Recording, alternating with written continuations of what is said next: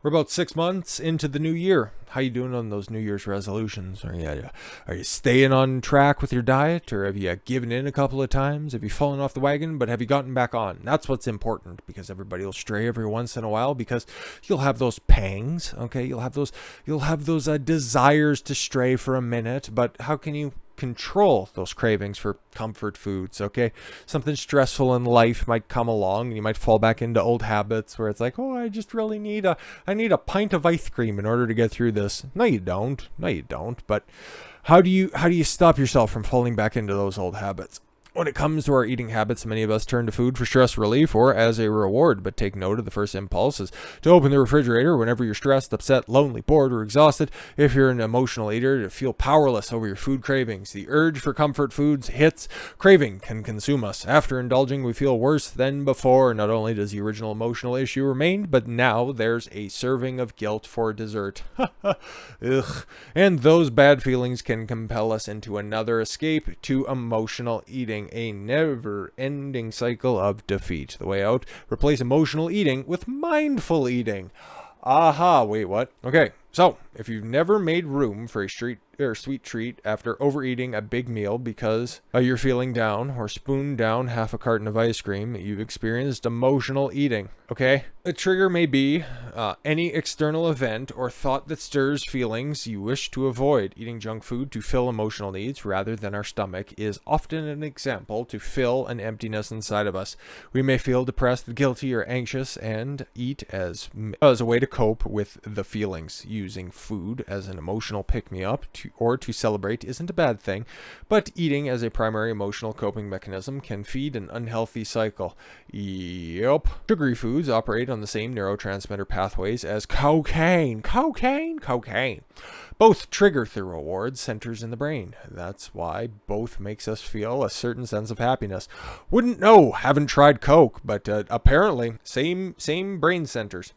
When our feel-good neurotransmitters, dopamine, begin to fire, our brain is signaled to keep eating. Emotional eating may feel good in the moment, but afterwards you feel worse than you ever did before, and your body is distressed from trying to handle the caloric load. No matter how powerless you feel over the food and your feelings, it is possible to make a positive change. So, signs you're an emotional eater. Number 1, do you eat more when you're feeling stressed? Number 2, do you eat more when you're feeling hungry or when you're full? That would be weird. Do you eat to feel better? That sucks. To calm yourself down or soothe you when you're sad, mad, bored, or anxious. Do you eat to pass the time? I can understand that. I don't get it, but I can understand it. Do you reward yourself with food? A lot of people do that. Okay, that could be a holdover from when you're growing up. It's like, oh, okay. If you're good at this store, you'll get a treat. I'm sure everybody's gone through that at one point in time. Does food make you feel safe? What? Do you build like a little fort? I don't know. Well, I don't know what's going on here. Do you feel like your food is your friend? That's weird. If you start baking and then you just, I don't know, hallucinate a friendship with a Pillsbury Doughboy. Do you regularly eat until you're until you've overstuffed yourself? Hope not. Do you feel powerless or out of control around certain foods? I've seen that manifest before. I can imagine that happens. But knowing the difference between emotional and physical hunger, okay? Like, you can be thrown off by physical hunger as well, okay? You could just be thirsty and it could just be manifesting as hunger, okay? So always just have a drink of water. Maybe you're just thirsty, okay? But still, emotional hunger can be triggered from the aspects above, obviously.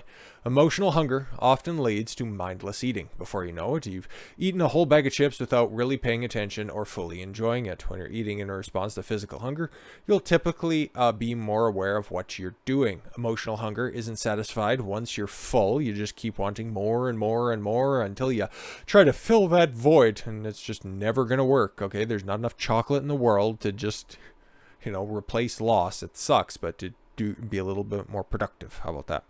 Emotional hunger isn't located in the stomach, rather than a growing belly or a pang in your stomach, or growling belly, sorry. That's what you get from emotional eating, a growing belly or a pang in your stomach. You feel your hunger as a craving you can't get out of your head. You're focused on specific textures, tastes, and smells. Okay.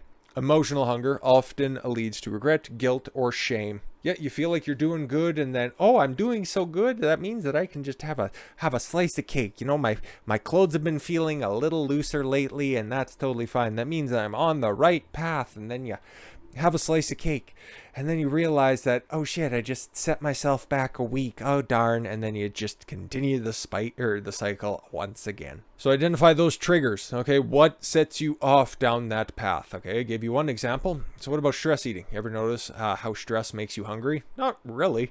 It's not just in your mind. The stress is chronic. It is often in our chaotic, fast-paced world that at least at high levels, the stress hormone cortisol. Cortisol can trigger cravings for what researchers called highly palatable foods, sweet, salty, fried, sugary, highly processed foods. You know the ones. These deliver a burst of energy and pleasure, or, activate those centers in the brain and give you a little dopamine hit. Hiding emotions with food. Oh, okay. Eating is a way to temporarily silence or stuff down uncomfortable emotions by eating something that'll give you that dopamine hit. Ergo, there you go. Childhood memories and habits. Remember, I gave you that example of, oh yeah, your mom would tell you to take you to the store. If you're doing good, if you're just a good boy or girl in the store, you'll get a treat at the end of it. That's what you get. And then you just extrapolate that off into the future. Okay, you get through the end of the week, and then you can just reward yourself with something. That's just extrapolating on that pattern that you lived and grew up with. So what do you do instead? You feed your soul. Okay, find other ways to feed your feelings and take care of your soul. Yeah, if you don't know how to manage your emotions in a way that doesn't involve food, then you won't be able to control your eating habits for very long. Diets always fail. Take time to address the deeper feelings and the source of these emotions. Socialize. If you're sad or lonely, call somebody. It makes you feel better.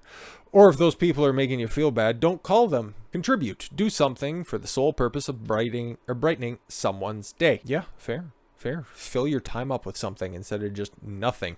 And then you're just going to be more likely to do something counterproductive when it comes to your diet. And by diet, I don't mean anything like South Beach, Atkins, like diet. I mean diet as in what you consume on a daily basis, the more clinical terminology of diet. Listen, okay? Feed your soul with music and don't multitask while listening. Yup, multitasking is just kind of stupid anyways, because you can do everything at 60% or you just focus on one thing and do it 100%. But regardless, a different topic for a different video. Read, find a great book, maybe something related to emotions and wellness. Yep. You want a quick book recommendation? How about Richest Man in Babylon? I just looked over at my shelf over there and said, yeah, no, that would be good for pretty much everybody. Relax, enjoy a cup of green tea, create, make something with your hands. Ergo, fill your time up, okay? Be productive with it, okay?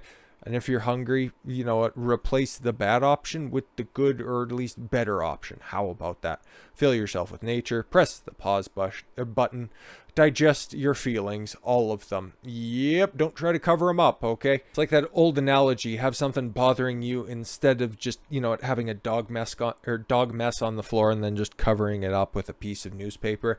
Before you know it, you're eventually just going to have a whole Sunday edition on the floor and you'll be no further ahead and you'll just be a mess instead of being able to, address a situation at the moment and fix it right then and there. So stop covering up stuff, stop running away from it, and if you continue to emotionally eat, you won't be running that fast away from your problems. So how about you just cut them off at the pass? How about that? Well, with that said, thank you all very much for the gift of your time. I've been Don Consuelo. I want you to follow your gut and get after it. Take care, everyone.